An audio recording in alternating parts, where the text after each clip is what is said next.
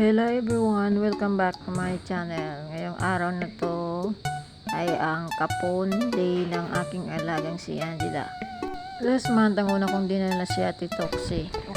Pagkatapos ni Ate Toxie, si Mama Toxie.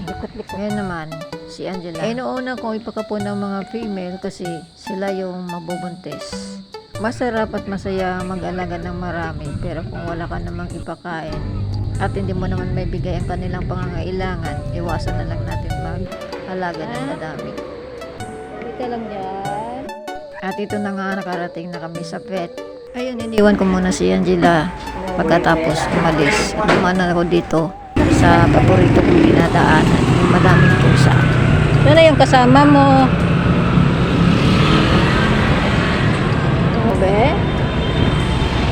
Baka dito sila nakatira. Tapos dumaan ako dito sa pusa ng isang kainan. Natutuwa ko sa kanya kasi ang taba niya. Pwede pala maging ganito kataba yung pusa natin kung hindi natin dinadiet. Ito na yata yung pusa na nakita ko na pinakamataba. Pwede mo siya ipet hanggat gusto mo, pero bawal siya pakainin kasi dinadiet siya. Ba mo, me.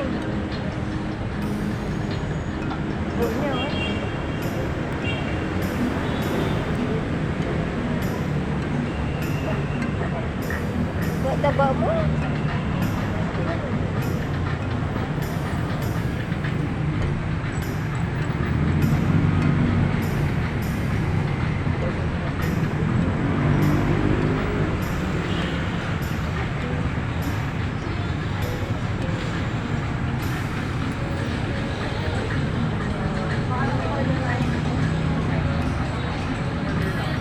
Pagkatapos tinawagan na ako ng vet na tapos na, kaya bumalik na ako dito.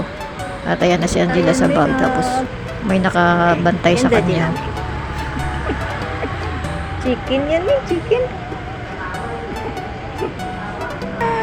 Bye-bye. Ito yung pusa na to, siya yung gustong sumunod sa akin nung nakaraang buwan. Ayan siya oh. Last month yan na video. Sasama ka sa akin? Sasama siya oh. Diyan ka na muna po. Diyan nga talaga sila nakatira at madami sila. Mayroon nagpapakain sa kanila. At saka ang lulusog ng katawan nila. Ito naman sa ibang area na to, mayroon ding nagpapakain dito sa kanila. Marami ding pusa dito at ang lulusog. Marating na kami sa bahay. Ang problema ko, wala si Jilo. Hinahanap ko, wala. Ito po si Jila. Itong update kay Jila. Nahihilo pa. Diba? Labas ka na. Wala ang kapatid mo. Sana kaya nagtago. Inahanap po siya sa mga pwede niyang taguan. Inikot ko na pero wala siya. Kung saan kayo napunta yan si Jilo? Dali na. Natatakot kasi yan sa Toxie. May hinahabol ng Toxie. Tumakbo, nagtago. Oo, huwag ka muna maglakad. Huwag ka muna maglakad. Pagkain pa. Nasa isip pa ba ito sa pagkain? Mahulog ka. Mahulog ka dyan. Mahulog ka dyan eh. Natin to, ito hindi pa namin kasi ito nabuksan para hindi pa kumakain tong mga to eh. Si Jilo ang inaano ko eh, hindi ko alam kung nasaan na nakapunta. Saka sana lumabas na si Jilo. Yan na si Jila oh. Ito kahitahin niya oh. Huwag ka muna malikot be ha. Yan. Nahihilo pa siya, kaya balik kita doon. Kaya pakainin ko kayo. Hindi pa namin nabubuksan itong in-order ko nung nakaraan. Ayan. Ito si Ate Toxie. Inahanap ko na siya sa likod pero wala. Tinignan ko na doon mga ilalim. Posibilidad niyang taguan. Wala. Hindi rin siya lumabas. Sana nandito lang si Angelo at saka lumabas na sa sana.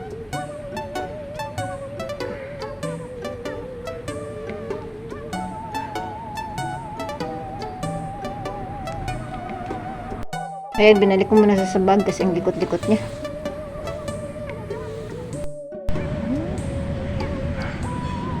Nagagalit siya kayo, Ate Toxie. Wala rin, itingnan ka lang ni Ate Toxie.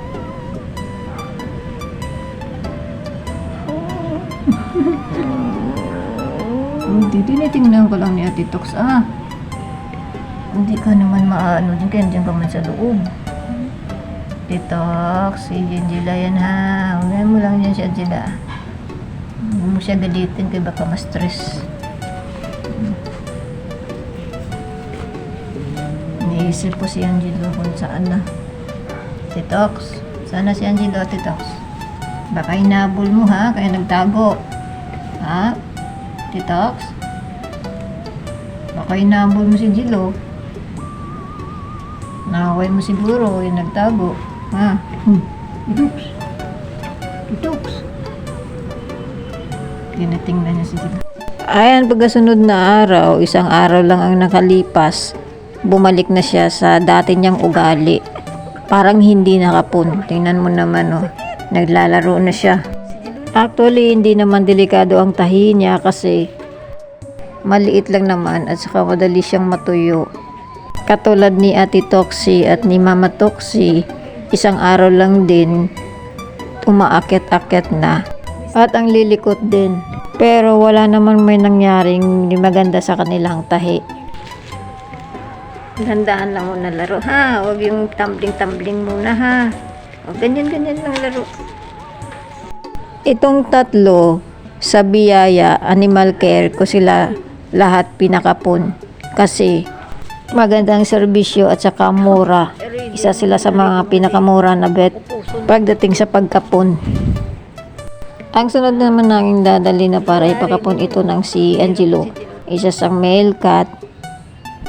Doon ko siya dadalhin sa Luneta, yung palibre kapon ng Biyaya. Kinagabihan, mas lalong naging hyper si Angela.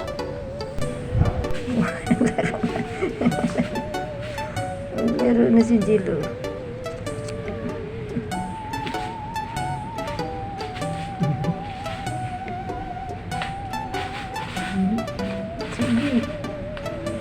Sige, pakita niyo naman talent niyo. Ganyan kayo magaling. Diyan kayo magaling talaga. Tuwad-tuwad pa siya.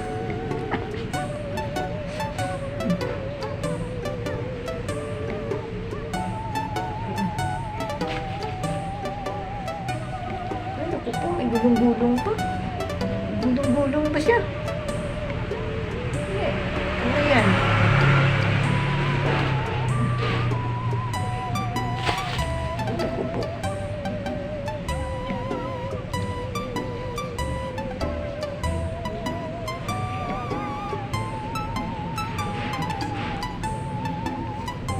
Hindi man lang pinaabot ng 1 week. Nagiging hyper na agad. Diyos ko.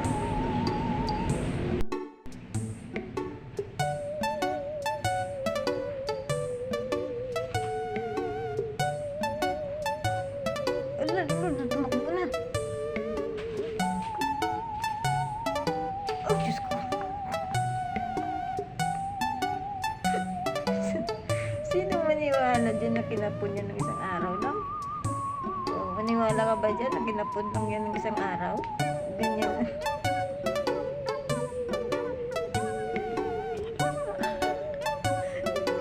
Kinapon dito mo, kamaman. Mas lalong magiging makulit ito. Ay, Diyos ko. Lipad-lipad pa siya, oh. Hindi siya tumalo sa akin. Swerte daw yan, eh. Sabi nila, swerte daw yan pag biglang tumalo ng ilaga mo sa'yo.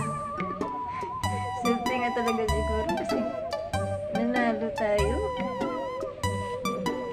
Swerte siguro kasi yun ang ebidensya nga swerte nga talaga kasi nanalo nga kami dun sa kay Kitty Oreo. Ay, thank you nga pala sa Kitty Oreo. Dalawang swerte, may paparating pa yun nga swerte. pagswerte kasi dalawa nang tumalon sa akin. Thank you sa Kitty Oreo. Nanalo kami. Swerte tayo ngayon ah. Sunod-sunod ang swerte natin ah.